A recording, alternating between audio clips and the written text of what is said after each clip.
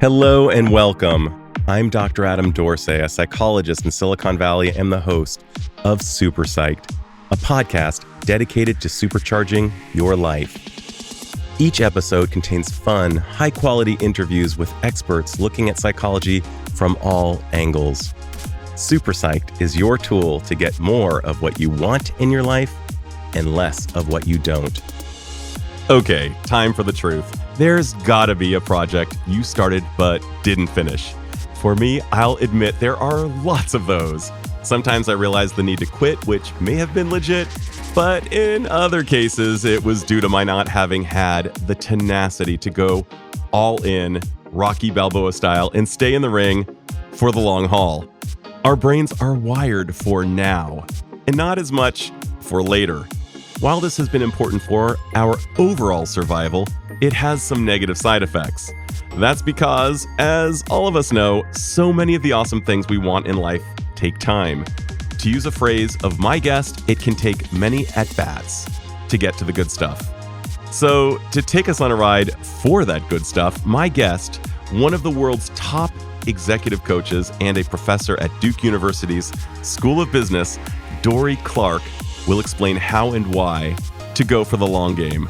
Coincidentally, the title of her book we'll discuss is her latest, and it's called The Long Game: How to Be a Long-Term Thinker in a Short-Term World. I'm not alone in my love for Dorie's work.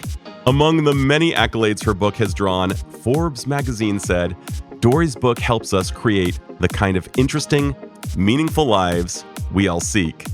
So listen in as Dorie and I get into it to help you get inspired to override your short-term brain and go up to bat for the long game. Dorie Clark, a hearty welcome to Super Psyched. Adam, I'm so glad to be here. Thanks for having me. I cannot believe how happy I am. I've been geeking out to you, and I am going to make it my mission before the end of the year to have listened to all of your books. I loved The Long Game with so many O's, and it's everything I care about. I mean, not surprisingly, the marshmallow study kind of comes to the fore, and the idea of being willing to override our need for immediate gratification and the blessings that you have given people to really stick to something long-term, because that's where all the juice is. Yeah, thank you so much, Adam. I agree. I mean, writing a book about long-term thinking, the marshmallow study gets overused a little bit, but I felt like it would be a glaring omission if I did not at least glancingly reference it when it came to a book about how we can defer some gratification. Not that's inherently valuable in and of itself. I mean, I'm a rational person. Given a choice between like something good now or something good later, I will take now. I am perfectly happy with now. But the problem is that a lot of things in life, no matter how much you want it now, no matter how much you might try or wish that the process could be expedited, it just can't. And so the question becomes, all right, if you have to wait, how can you do it in a way that actually works and works for your life so that you don't drive yourself crazy and so that you actually can accomplish the things that you say you care about? So there are these paradoxes in life. I mean, of course, a rational mind goes for the now in many cases. Yet sometimes the now is not as good as evidenced by junk food, is delicious. And of course, we get more calories in a more efficient manner. And yet we also know there's a crash around the corner. And so many of us live life going from kind of one junk food to the next, wondering why we can't get no satisfaction. And I would actually posit that a lot of it comes from the unwillingness to lean into these kind of long-term games that you've been a proponent of, in addition to some of the short-term gratification, not at the total exclusion of. But I'm wondering, why is it that so many good things come from the long term when, in fact, we are wired for the now? It's an interesting question, and it's one that I've thought about a lot. I mean, there was a study that I actually cited, not in the current book, The Long Game, but in its predecessor sibling called Entrepreneurial You. And it's one that it might hit close to home for you as a podcaster, because it's about the drop-off rate of podcasting. And I know you're up over 150 episodes. You're sort of the outlier that is proving the rule here. But there was a really interesting study, a longitudinal study that was done between 2005 and 2015 of all the podcasts. And what the study author discovered is that over that 10-year period, the average podcast lasted for only 6 months and 12 episodes before its creators just stopped. And it's really interesting because oftentimes we don't even attempt sometimes to do the sort of big goal that we think, is really meaningful, but but there's so much competition. I'm not even going to try. And the truth is, at the starting line, there's a huge amount of competition. But at the finish line, there's very little competition because the attrition is just so enormous. If you can be the person who is able to get to 100, 150 episodes, it's like blue ocean at that point because the numbers have dropped off so much. And it's like that with a lot of other things in life too, but we don't necessarily have the right perspective to recognize that and to recognize that actually getting started is not a bad bet. There's so many roadblocks to doing what you were talking about. And they include things like social comparison. Like immediately I imagine wow, after 20 podcasts, I should definitely be, as I was telling you offline, have Tim Ferriss numbers. And as you so beautifully brought into your book, you talk about your friend David, who was talking to Dan Pink, who is just a luminary thought leader, amazing human being who's sold tons and tons of New York Times bestsellers. And he was pining over the fact that he was not quite yet there. And Dan had to remind him, listen, I've been in the game longer. And you very wisely talk about the number of at-bats. And I also think about the old axiom, the success is just showing up and the willingness to think about the movie that causes tears every time. When I watch Rocky Balboa, the first movie, Rocky, when he says, I don't intend to beat Apollo Creed. I just want to make it through the fight. And I think that a lot of what your technology that you're espousing relates to is hanging in there and seeing this through. Yeah, I think that's really true. I mean, we often have a lot of times the wrong frame in terms of how the discourse plays out in the public realm. And one instance where I think that's really true is that people often assume that success is extremely binary. I have succeeded, and you've got the $1 billion exit or whatever, or you fail. And there are a lot of outcomes in between losing all your money and losing all of everybody's money and living under a bridge versus I now own jets and hang out with Jeff Bezos. And for anything in life, I mean, that's startups as one example, but for almost anything in life, there are a huge range of outcomes. And I think part of the way that we often talk ourselves out of starting, or we talk ourselves into quitting too soon, is to go into that false binary. Because the truth is, success looks a lot of different ways. You could be pretty happy with yourself realistically if you didn't have $1 billion exit, you had the equivalent of $1 million exit. That would actually still be really pretty good. And similarly, when I am working with clients and just sort of seeing things on the ground, what I often see is the fear that people have, the thing that they bring up really quickly. Nobody wants to be the sucker that is kind of sticking in too long on a thing that's not working. They're desperately afraid of that. So they often want to quit. Oh, it's not working. It's not working. Well, what's the next thing? What's the different thing? And it's oftentimes a defense mechanism because they think the problem is that they're going to stay too long. And actually the problem is that they usually quit too soon. They think the problem is going to be that they stay too long and the problem is going to be that they quit too soon. That is repeatable. And I want to kind of go into that. What are some signs that a person should quit versus some signs that maybe we should just double down and stay with the process? So in the moment, when you're in the thick of it, that is a really hard time to make that decision, as you can imagine, right? Because you have a lot of emotions when you're in the midst of whatever endeavor you're doing.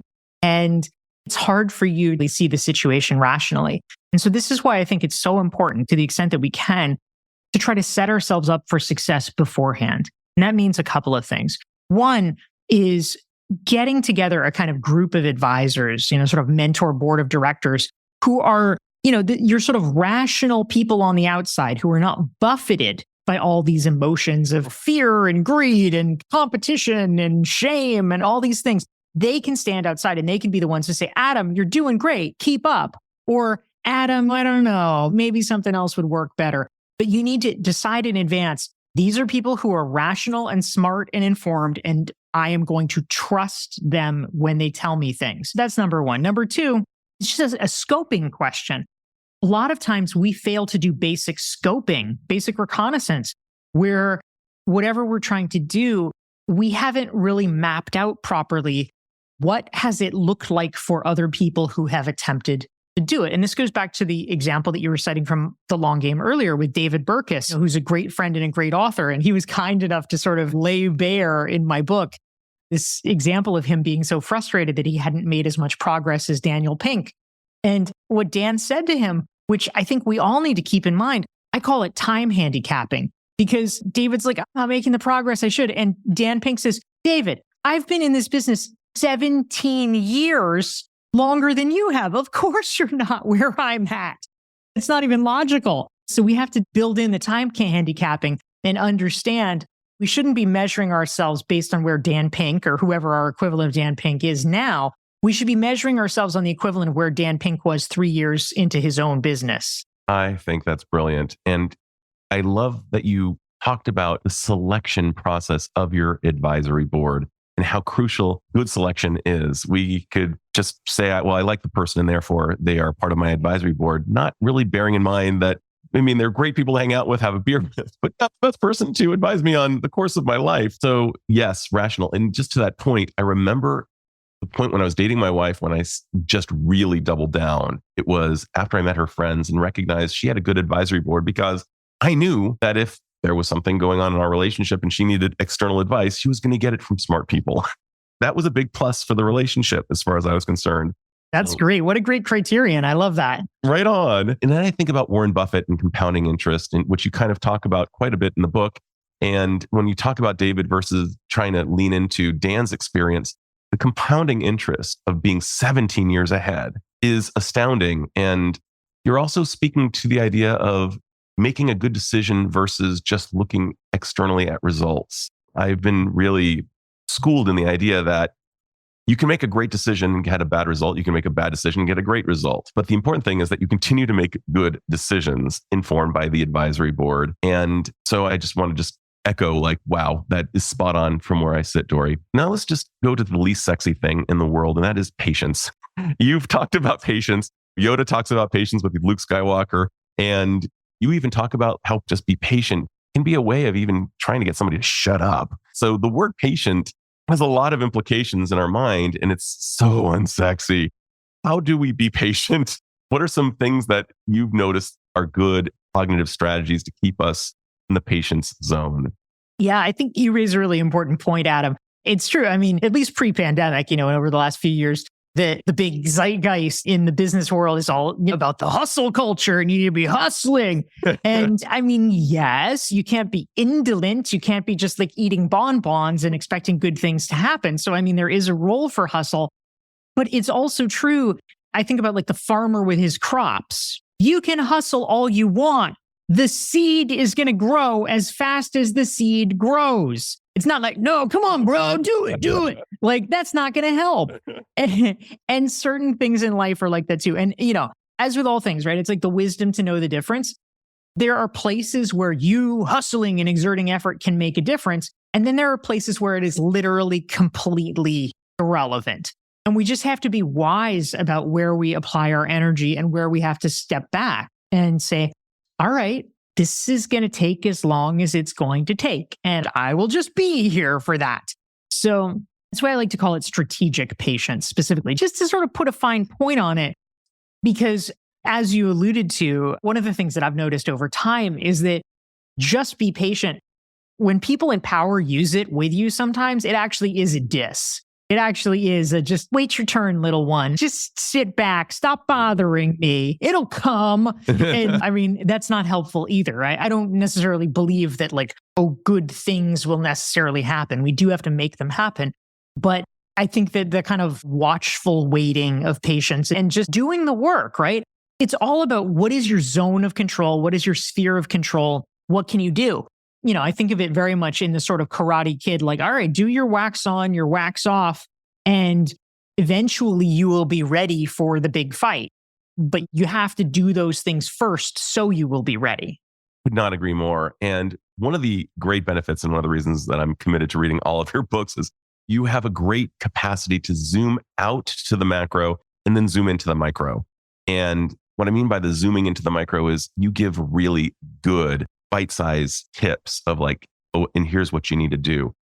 That being said, what are some of your favorite overlooked tools that a person could use to keep themselves in the game? Because so much of this game, this long game, is so unsexy and requires so much patience and can be actually quite lonely because so much of this is really done alone in terms of, at the exception of having your advisory board and having good colleagues. But a lot of this is possibly an N of one game for the sole person who's doing it. What are some of your favorite tools? You're absolutely right, Adam. It can feel a little bit lonely, a little bit desultory sometimes. What I actually tell people, both in the book and, I run an online community called Recognized Expert, focused around people who are working to sort of build their platform and get their ideas out there more widely. And one of the mantras that I have is that it usually takes between 2 and 3 years of effort, of consistent, sustained effort, to basically see any result, which sort of sounds horrifying. Like, oh God, can't we speed that up somehow? But you know what? 700 people have been through this program so far. My answer is largely no. That's just how long it takes. And it might sound terrible, but it is important to recognize that, number one, it's actually not so terrible if you expect that and you understand that's the case. Where people get in trouble is they think, oh, a year for sure. I should start getting recognized if I do this for a year. And then they don't, and they feel like an idiot because they say, oh my God, I've done everything I should. I've done all the things and no one likes my stuff. It must be because my stuff sucks. It must be because I'm not meant for this. It must be because I'm a failure. And that is when they quit because they think that they've reached the finish line, but they are not even halfway there. And so this goes back again to the question of scoping. So if you understand that putting thought leadership out there, trying to give speeches and giving free speeches, because no one's going to pay you for your speeches at first, writing articles, doing 150 podcasts, all the things that you have to do, all the kind of grinding work of thought leadership. If you understand that it's 2 or 3 years of effort before you start even kind of getting the little blips, you are able to sort of brace yourself and understand like, okay, this is normal. This is not that like the universe, quote unquote, is telling me that this isn't for me. It's just I'm doing what I need to do. And I think that knowledge is very comforting because it lets people just kind of relax into the groove of doing the thing. You focus on the process, not the result. But then the magic thing starts to happen, let's call it 2.5 years in, because between year 2.5 and year 5, that's when you actually do start to see results. And they're small at first, of course, but you start to see, oh, wait, that didn't used to happen. Oh, wait, oh, that person is sending me a friend request on LinkedIn. I didn't even know they knew who I was. You see the small things. And then by year 5, you have built up enough of a head of steam that all of a sudden you really are getting recognized in the way that you want, which is extraordinarily powerful. Now, 5 years of effort is a lot of effort. I'm not going to lie. But the big question is, all right, how much does it matter to you? Where do you want to be in 5 years? Because if that's the place, and there is a way to get to it, it's just putting in the reps. I totally agree. You talk about reps, at bats, and I love the notion of at bats. And it really conforms nicely with my conversation with the Stanford Dean of School of Design over there. He said that it's quantity that generates quality. And it's a lot of really bad ideas that ultimately, when tweaked or just by virtue of having so many ideas, that some good ideas start showing up. We all talk about working smarter versus working harder. And how do we figure out what is smarter in akin to the 80-20 Pareto's law in our pursuits? How do we sift? Yeah, that's a really good question. And I like what you're pointing to because, of course, everybody wants the answer, right? People will often ask like, oh, for a book launch or whatever, like, what are the things that really made an impact? What are the few things that I can do that'll move the needle? And these are good questions to ask. Maybe you can get useful data. It's always nice to get other people's opinion. But the honest truth is that most of the time, you just literally have no way of knowing until you try something. It's like the John Wanamaker statement, half of the money in advertising is wasted. I just don't know which half. That is so good. Yeah, it's tough, right? for my book launches, the last 3 that I did for Standout, for Entrepreneurial You, for The Long Game, I did 160 podcasts for each of them. So I was a guest on 160 podcasts for each of them. And that's a lot. That's a lot of hearing yourself talk. And if we assume that each one is an hour, I mean, a few are half an hour, but let's call each one an hour. That's literally like a month's worth of work, is just having a full-time job being on podcasts. And that, I mean, you hear yourself talk that much, it's like horrifying, but you do anything to get your ideas out there. And people are like, well, which ones? Or they'll say like, oh, but I only want to do 10. Which are the best 10? And I'm like, you know how to find the best 10? You do 160 and then you see which are the best 10. That's what I got. So I think a lot of it is just understanding that we don't know in advance. I mean, yes, we can guess, whatever, but you have to do a lot of things and you have to approach it with the viewpoint of testing, of A/B testing, just evaluating things and holding it lightly because we don't know. I have been very fortunate to do really well, both in terms of exposure and financially with online courses.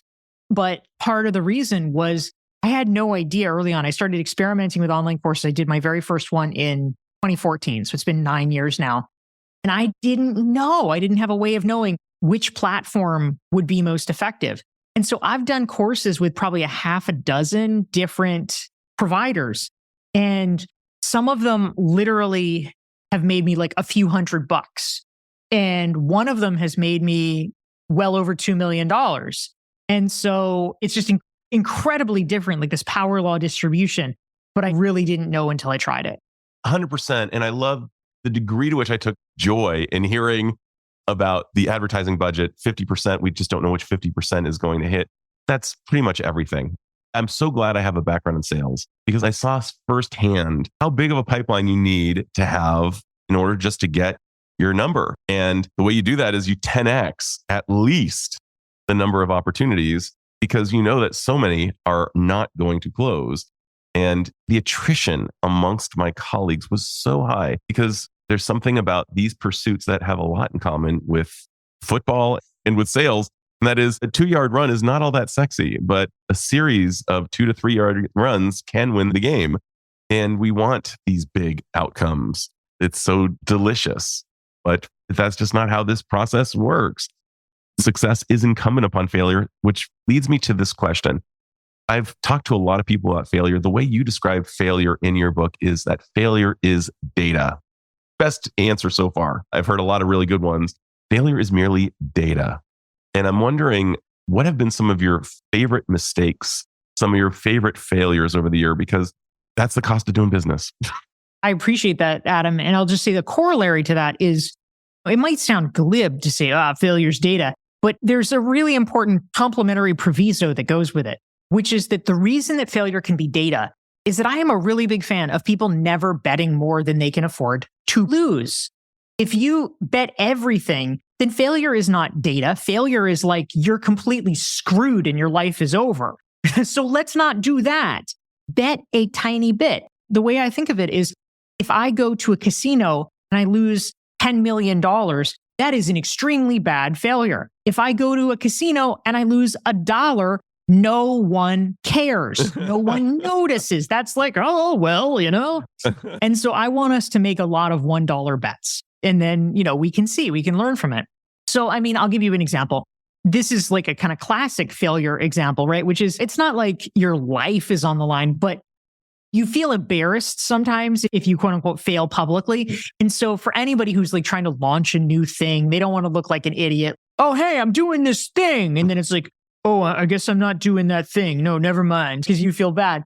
So we're going back in time now to like 2016, 2017. I guess it's 2017. And I really wanted to start a mastermind.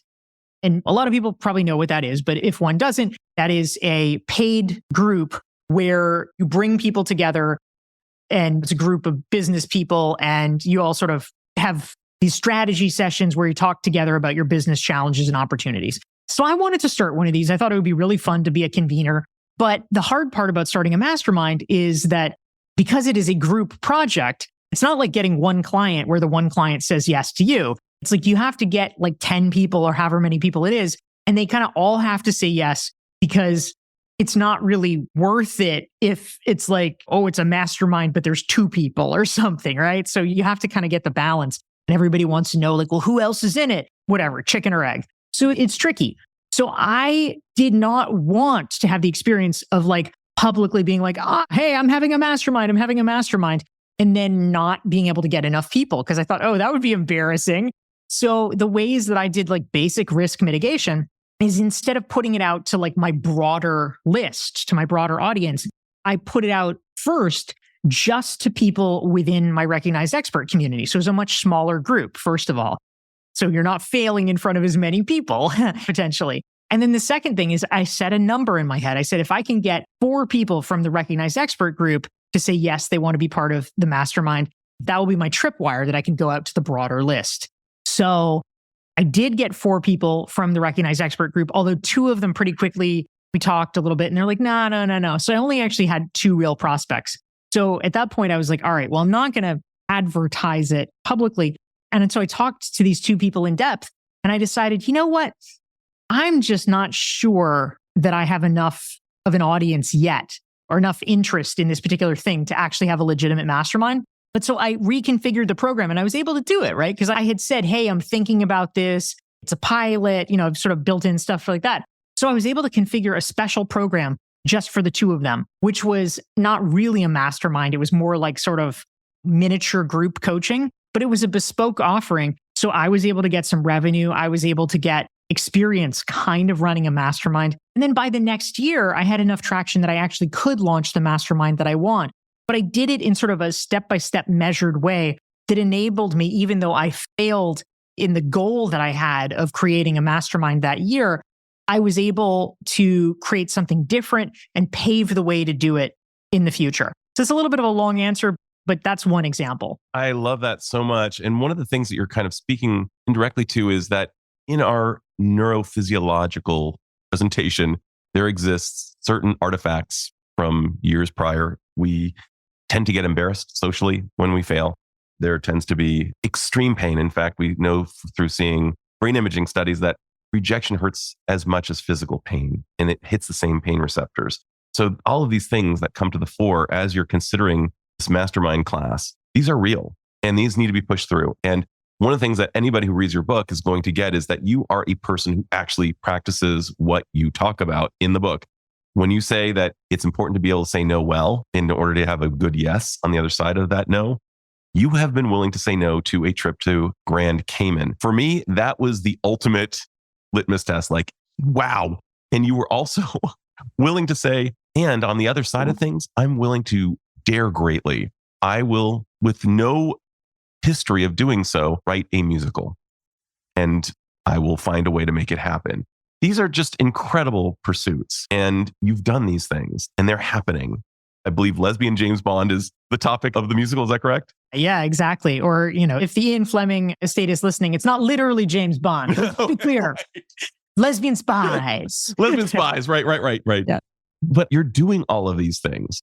And what you're also asking people to do is to actually grow their brains. Because by being willing to shift into the 2 marshmallow mentality, and by the way, for those who aren't familiar with the study, it was a study of young children who were given either 1 marshmallow now, or if they were able to wait a specified amount of time, they'd get a second marshmallow. Most children were not able to do this, which really speaks to our inability to recognize delayed gratification. But you are willing to delay your gratification. And by just being willing to do this cognitive exercise of delaying our gratification, we are fortifying our prefrontal cortex and we are becoming more rational. We're becoming more executive. We're developing more agency in our lives. So this isn't just going to yield good results long term for the thing that we're after, but we will become more thoughtful, more rational, more reasonable in all likelihood by just doing these types of strengthening exercises and leaning into long-term results. What are your thoughts on that? I love it. That's a good sales pitch, Adam. Read The Long Game for Brain Calisthenics, people. This is good. I'll be like the Suzanne Summers for your brain. Oh, so good. So good. Well, that said, I do have one last question. It's my final miracle question, and that is this. Dorie, if you had the magical powers to confer on all humanity one insight or skill that would dramatically improve the lives of the individual and perhaps other people around them, perhaps society at large, what would that skill or insight be? And how do you imagine it would affect individually and perhaps, society at large? I mean, essentially what you're asking for is what's the first domino, right? If you have one pick, what is the thing that you can ask people to do or hope that people will do that will lead to a variety of positive downstream consequences? And I think that if I were to hazard a guess, I would say it would probably be the ability to pause before reacting. Sort of like the famous Viktor Frankl quote, in between the stimulus and response, there's the opportunity to make a choice. And I think that so many of us in so many instances are responding too quickly, too habitually.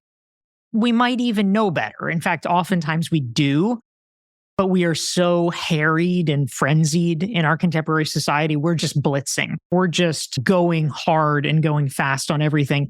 And so taking a little extra time before having an emotional response, before assuming that someone meant something a certain way or whatever it is, would probably have a variety of positive downstream consequences. So it feels almost as though the benediction that you're conferring upon my listeners really relates to this notion of, with that pause between the stimulus and the response and the ability to really access our best minds, is providing us with something you talk about in your book, and that is providing us with space. And one of the things that we tend to, through lionizing busyness, overlook is the importance of putting some black on the calendar just for ourselves to really think. And kind of what Yoda said, once again, stop what you're doing, thinking about where you're going. Talking to young Skywalker, who resides within all of us, is impatient and wants it now, in listening to Yoda and saying, hey, take a moment, take a breath, actually reflect, think, feel, look, lean into all that data. So Dorie, I'm just so glad to know you. I'm so glad to know that you exist. And you serve not only as a role model for so many things I want to grow in my own life, but you are just, through being you, improving the lives of others. And this is just, what a gift, what a great use of your dash in life. Thank you, my man. I really appreciate it. And it's great to get to spend the time with you, Adam. Right on, right back at you. This is Dr. Adam Dorsey thanking you for listening to Super Psyched. If you know anyone who might like it or who might benefit from listening, share it. And if you like the episode, please hit subscribe.